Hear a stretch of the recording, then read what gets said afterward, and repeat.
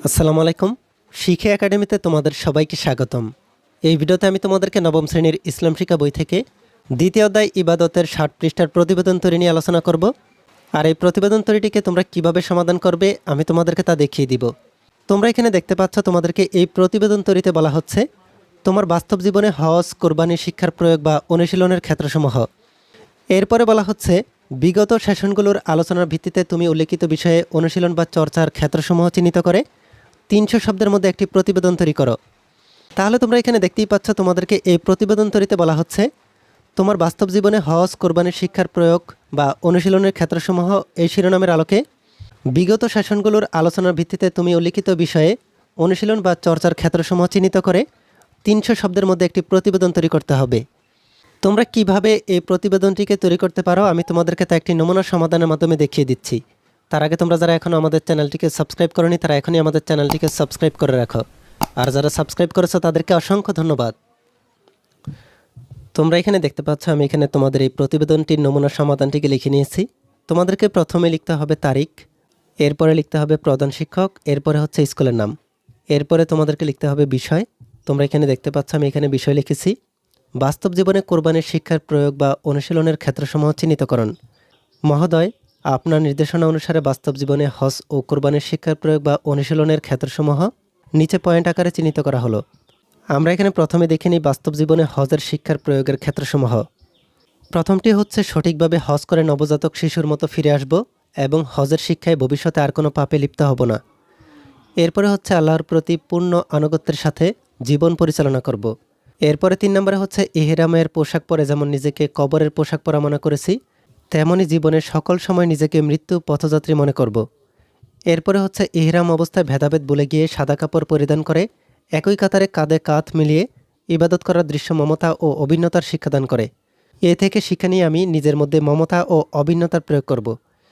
এরপরে 5 নম্বরে হজ ও কোরবানির ত্যাগের শিক্ষা দেয়, তা থেকে শিক্ষা নিয়ে নিজের প্রিয় বস্তুকে আল্লাহর রাস্তায় কোরবানির জন্য প্রস্তুত থাকব। এরপরে 5 নম্বরে আরাফার ময়দানে মুজদালিফায় খোলা আকাশের নিচে নিজে যেমন ক্ষুদ্র, তুচ্ছ ও হীন প্রকাশ করছি, জীবনের সর্বক্ষেত্রে সকল ধরনের অহংকার বর্জন করে নিজেকে তুচ্ছ ও ক্ষুদ্র হিসেবে মনে করব। 6 নম্বরে হচ্ছে শয়তানকে যেমন মিনায় কঙ্কর মেরেছি, জীবনের সর্বক্ষেত্রে শয়তানকে নেক কাজের মাধ্যমে দূরে তাড়িয়ে দেব। এরপরে 7 নম্বরে হচ্ছে হজের কাজগুলো যেমন গভীর ভালোবাসা ও আবেগ নিয়ে করেছি তেমনি আল্লাহর সকল ইবাদত গভীর ভালোবাসা ও আবেগ নিয়ে করব। 8 নম্বরে হচ্ছে হজের সময় আল্লাহর সামনে নিজেকে তুচ্ছ হিসেবে প্রকাশ করেছি তেমনি আল্লাহর প্রতিটি নির্দেশের সামনে নিজেকে দাস হিসেবে প্রকাশ করব। এরপরে 9 নম্বরে হচ্ছে হজে যেমন মানুষে মানুষে কোনো ভেদাভেদ দেখতে পাইনি তেমনি বাস্তবে কখনো মানুষে মানুষে ভেদাভেদ করব না। এরপরে 10 নম্বরে হচ্ছে হজে যেমন প্রতিটি মুসলমান ভাই ভাই হয়ে হজের সকল কাজ মিলেমিশে সম্পাদন করেছি তেমন বাস্তব জীবনেও সকল মুসলমানকে ভাই মনে করে মিলেমিশে কাজ করব। এরপরে আমরা দেখে নিই বাস্তব জীবনে কোরবানির শিক্ষা প্রয়োগের ক্ষেত্রসমূহ। প্রথমটি হচ্ছে কোরবানির ঘটনায় হজরত ইব্রাহিম আলাইসাল্লামের জীবনী থেকে শিক্ষা নিয়ে নিজের জীবনে বাস্তবায়নের চেষ্টা করব। 2 নম্বরে হচ্ছে হজরত ইব্রাহিম আলাইসাল্লামের ন্যায় সর্বদা তাওহিদের পক্ষে থাকব, তাওহিদের পক্ষে কাজ করব। 3 নম্বরে হচ্ছে তাওহিদ প্রচার করতে গিয়ে আগুনের মুখে পড়লেও সর্বাবস্থায় আল্লাহর উপরেই ভরসা রাখব। 4 নম্বরে হচ্ছে সর্বাবস্থায় চরম বিপদেও আল্লাহর আদেশ পালন করব। স্ত্রী ও পুত্রকে আল্লাহর নির্দেশের তুলনায় তুচ্ছ মনে করে আল্লাহর নির্দেশকে প্রাধান্য দিব।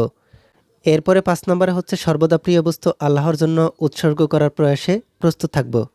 6 নম্বরে হচ্ছে আল্লাহর ডাকে সাড়া দিয়ে প্রয়োজনে নিজের জীবন উৎসর্গ করব। এরপরে 7 নম্বরে হচ্ছে কখনো গোশত খাওয়া বা মানুষকে দেখানোর উদ্দেশ্যে কুরবানি দেব না। পশুর মূল্য কম বেশি যাই হোক তা শুধুমাত্র আল্লাহর সন্তুষ্টি ও তাকওয়া অর্জনের উদ্দেশ্যে হবে। 8 নম্বরে হচ্ছে কুরবানির মাধ্যমে আল্লাহর সন্তুষ্টি, নেকি ও জান্নাত লাভের প্রচেষ্টায় অব্যাহত রাখব। এরপরে পরিশেষে বলবো হজ এবং কোরবানি থেকে শিক্ষা নিয়ে নিজেকে আল্লাহর একজন প্রকৃত বান্দা হিসেবে নিজেকে প্রতিষ্ঠা করার চেষ্টা করব।